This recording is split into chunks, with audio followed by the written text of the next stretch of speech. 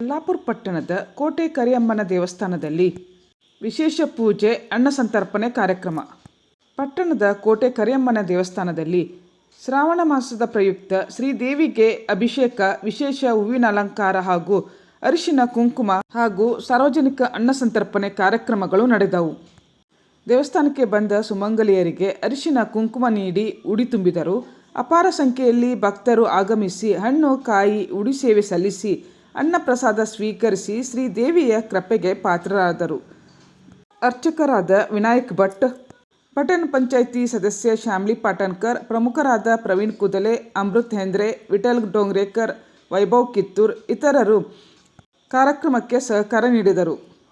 ಪ್ರಯುಕ್ತವಾಗಿ ಕೋಟೆ ಕರಿಯಮ್ಮ ದೇವತಾ ಸಾನ್ನಿಧ್ಯದಲ್ಲಿ ಬೆಳಗಿನ ಪ್ರಾತಃ ಕಾಲದಲ್ಲಿ ದೇವಿಗೆ ಅಭಿಷೇಕ, ಹಾಗೆ ವಿಶೇಷವಾಗಿ ಅಲಂಕಾರ ಸೇವೆ, ಹಾಗೆ ಸಾಯಂಕಾಲದಲ್ಲಿ ಭಗವತ್ ಭಕ್ತ ಜನರಿಗೆ ಅನ್ನ ಸಂತರ್ಪಣೆ, ಹಾಗೆ ಮುತ್ತೈದೆಯರಿಗೆ ಅರಿಶಿನ ಕುಂಕುಮ ಉಡಿ ಸೇವೆ ಇವೆಲ್ಲವನ್ನು ಮಾಡಲಾಯಿತು.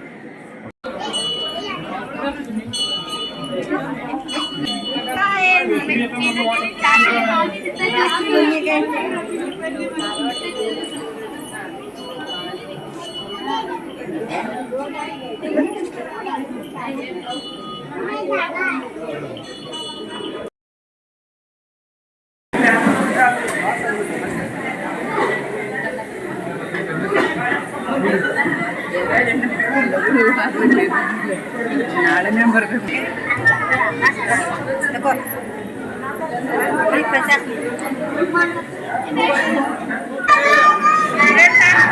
ಇಲ್ಲಿ